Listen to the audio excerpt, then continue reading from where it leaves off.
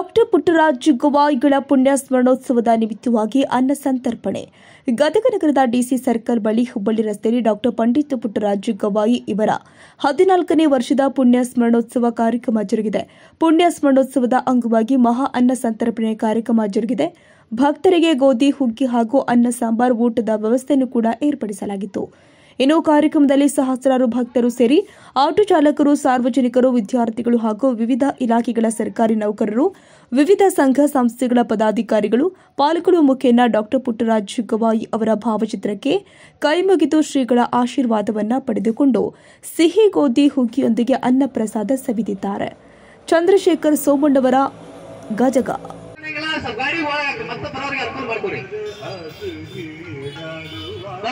ಪ್ರಸಾದವನ್ನು ಸ್ವೀಕರಿಸಿಕೊಂಡು ಹೋಗ್ಬರಿ.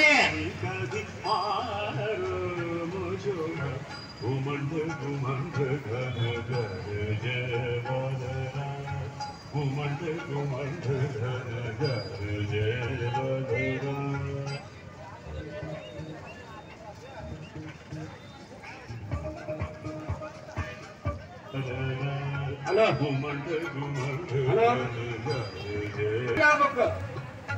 ಈಗ ಆಮೇಲೆ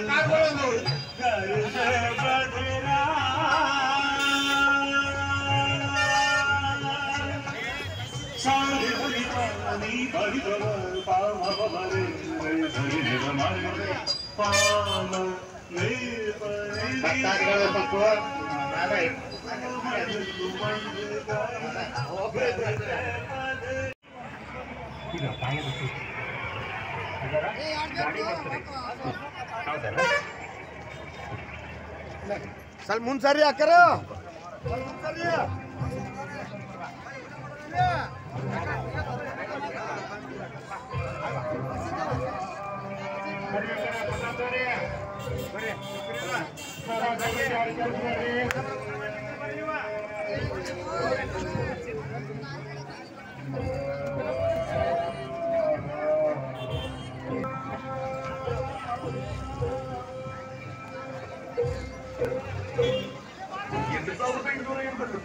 ಚುನಾವಣೆಗಳು ನಡೆಯುವ ಸಾಮೂಹಿಕ ಬುಕ್ ಆಫ್ ರೆಕಾರ್ಡ್ಸ್ನಲ್ಲಿ ದಾಖಲಾಗಿರುವ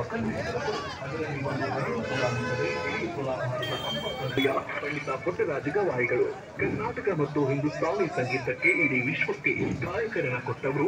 ನಮ್ಮ ಗುರುವಿನ 7 ವರ್ಷದ ಬದುಕಿನ ಉದ್ದಕ್ಕೂ